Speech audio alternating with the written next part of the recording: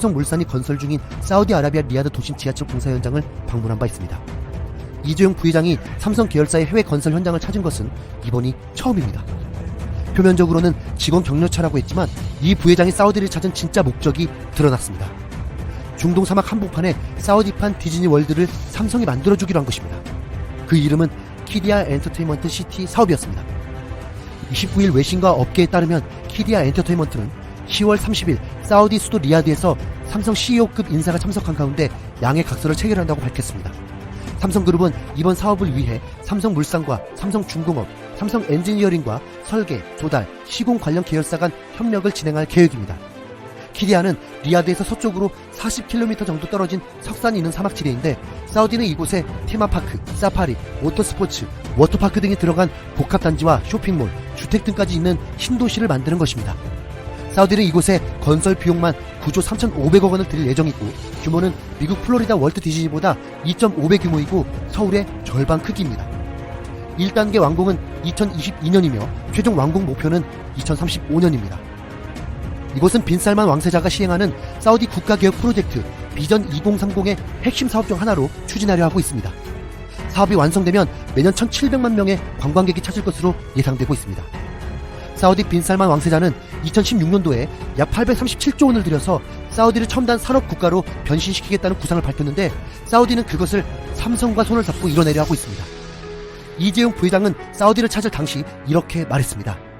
중동이 탈석유 프로젝트를 추구하면서 21세기 새로운 기회의 땅이 되고 있다. 최근 발로 뛰는 이재용 부회장의 현장 경영이 힘을 발휘하고 있다는 말이 나오고 있습니다. 미중 무역 전쟁으로 화웨이가 제재 대상이 되어 주춤한 틈을 타서 그는 일본을 찾은 후 일본 2위 통신업체와 총 4조 7천억 원에 가까운 5G 장비 공급 계약을 체결했습니다. 또한 제2의 중국이라 불리는 13억 인구의 인도를 찾아가 인도 총리를 만나고 돌아오자 중국 시진핑이 황급히 인도를 찾기도 했습니다. 석유 의존 구조를 탈피하겠다는 사우디가 한국 기업 삼성을 선택한 것은 지금 그 어느 때보다 한국 기업들의 실력이 세계적으로 인정받고 있다는 것을 보여주고 있는 것입니다. 이상 진심 TV였습니다.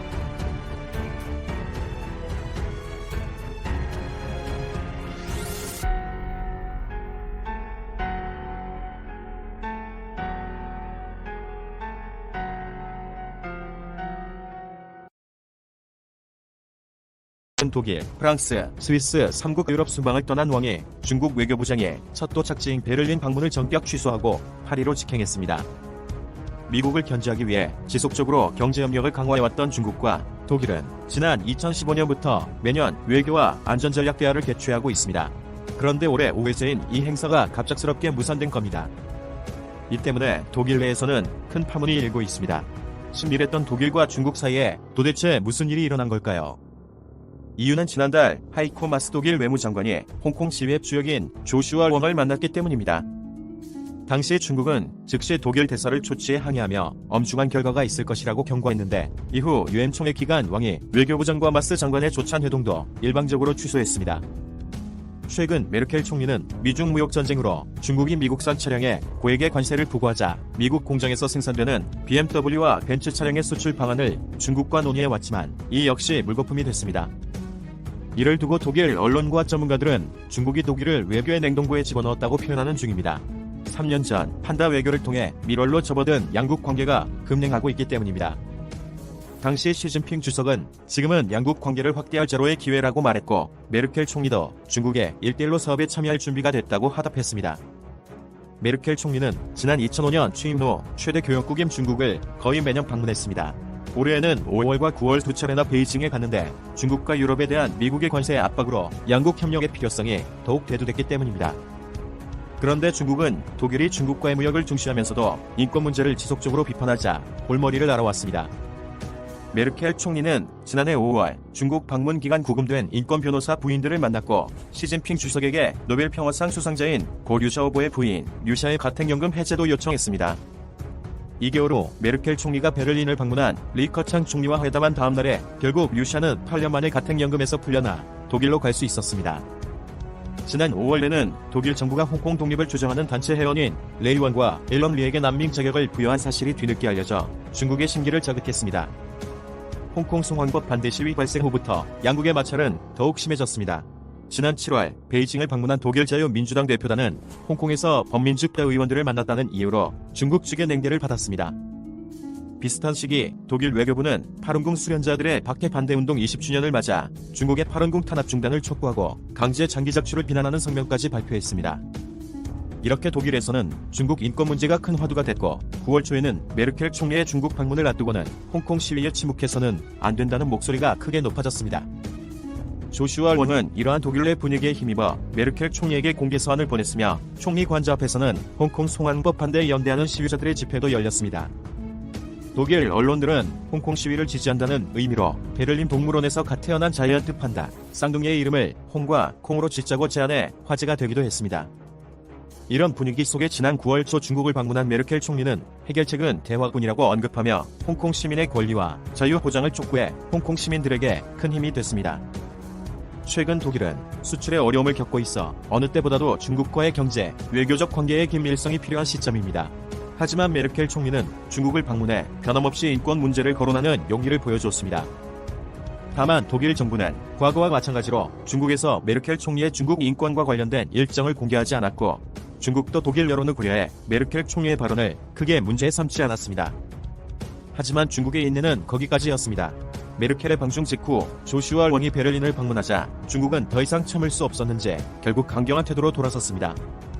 이는 10월 1일 국경일 열병식을 계기로 중국 당국이 홍콩 시위에 대한 탄압 수위를 한층 높인 것과 맞물린 변화이기도 합니다. 최근 벌어진 미국 블리자드나 NBA 사태의 배경도 마찬가지입니다.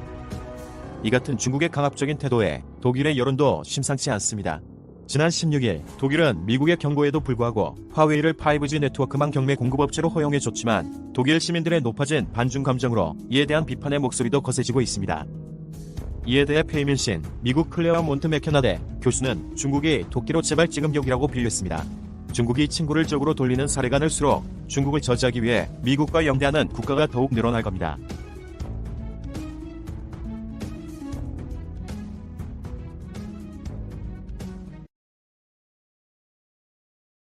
세계문화유산으로 등재되어 전 세계적으로 그 가치를 인정받고 있습니다. 하지만 이 두 문화재가 한순간에 사라질 뻔한 일이 있었다고 하는데요. 북한의 남침으로 시작된 한국전쟁, 연합군과 인민군의 치열한 사투는 산, 바다, 강, 도시, 시골 등 장소를 가리지 않고 대한민국 전 국토에서 벌여졌습니다. 해인사 역시 전쟁터가 될 뻔했습니다. 북한군들이 이 해인사로 숨어들었기 때문인데요. 1951년 8월 빨간 마오라이 원조로 불린 김영환 대령에게 한 가지 명령이 내려졌습니다. 김영환 대령은 자신이 대장으로 있는 제10 전투 비행 편대를 이끌고 폭격지로 날아갑니다. 그리고 폭격 장소를 확인하게 되는데요. 그곳이 바로 해인사였습니다. 김 대령은 고민에 빠지게 됩니다. 해인사에 폭탄을 떨어뜨리면 인민군 900명을 괴멸시킬 수 있지만 그로 인해 700년 동안 이어져 온 8만 대장경이 불에 타버리게 됩니다. 김영환 대령은 고민 끝에 결국 포탄 투하를 하게 되는데요. 투하 장소는 해인사가 아닌 뒷산 너머 보급 저장소였습니다. 김영환 대령은 복귀 후 명령 불복종으로 상부로 호출됩니다. 그리고 군 상부에선 김 대령에게 강한 질책을 하는데요. 이에 대해 김영환 대령은 당당하게 이 말을 했다고 합니다.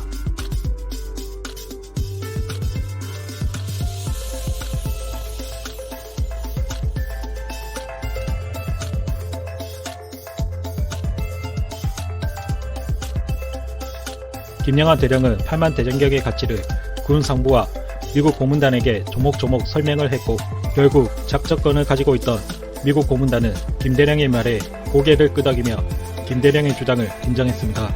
이렇게 대한민국 세계기록유산과 세계문화유산은 김영환 대령에 의해 전쟁에서 지켜질 수 있었습니다.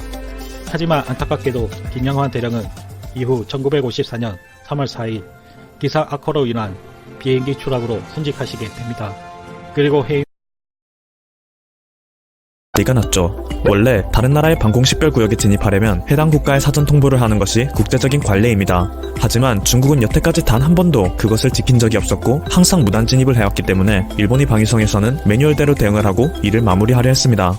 그런데 한 정보가 일본의 방위성을 노발대발하게 만들었는데요. 바로 이 중국의 군용기가 일본의 방공식별구역에 진입하기 전 한국의 방공식별구역인 카디즈를 거쳐서 왔는데 이때 한국군에게는 사전 통보를 했다는 것입니다. 즉 한국군에게는 자국의 비행 정보를 고지하였으나 일본에게는 고지하지 않고 무단 진입을 함으로써 명백하게 일본만 무시하는 행위를 했다는 것이죠. 실제로 대한민국 합참에 따르면 같은 날 오전 8시 57분에 Y9 정찰기로 추정되는 중국의 군용기 한 대가 서해 제주도 서방으로부터 카디즈에 진입하는 것이 식별되었고 이 기체는 오전 9시 31분 이어도 동방으로 이탈하여 일본에 진입하였습니다. 이때 중국의 군용기가 카디즈에 진입하기 이전에 양국 군 당국 사이에 설치된 한 라인을 통해 비행 경로와 목적을 통보하였는데 이것을 두고 일본에서는 한국에게는 사전 통보를 하였는데 우리에게는 통보를 하지 않았다 라고 주장하는 것이죠.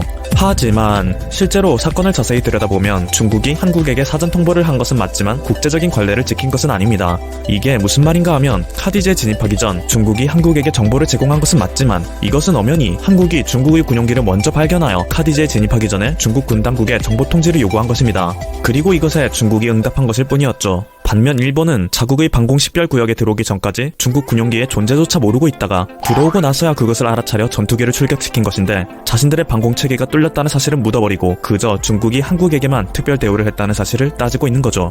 그리고 이러한 일본의 대응을 보고 전문가들은 최근 동북아의 정세에서 일본이 따돌림을 당하고 있는 것에서 비롯된 피해의식이라고 분석하고 있는데요. 실제로 동북아에서 일본이 가장 우방국이라고 믿고 있던 대만에서도 최근 일본을 버리고 한국을 택하는 일이 있었습니다. 29일 한국정보통신기술협회에 따르면 한국과 대만이 31일 5G 표준에 관한 워크숍을 개최하기로 했다는데요. 이 워크숍은 5G 국제표준화를 선도하고 있는 양측의 글로벌 제조업체와 사업자가 참석하여 표준화 우선 항목에 대한 입장을 교류하고 협력 방안을 논의하는 자리가 될 예정입니다. 우리나라에서는 삼성전자와 LG전자, KT 등이 참석할 예정이고 대만에서는 미디어텍과 ITRI, 중화텔레콤 등이 참석할 예정이죠. 일본은 우리나라보다 5G 도입은 늦었지만 한국이 지난 4월 3.5GHz 대역만 상용화한 것에 비해 일본에서는 진정한 5G라고 불리는 28GHz 대역을 내년 도쿄올림픽 이전에 상용화하기 위해 총력을 기울이고 있습니다. 그만큼 일본에서도 5G 설비에 공을 들이고 있는데 믿었던 대만에서 일본이 아니라 한국을 파트너로 선택하였으니 그 배신감이 이루 말로 할 수 없을 것이라고 하죠.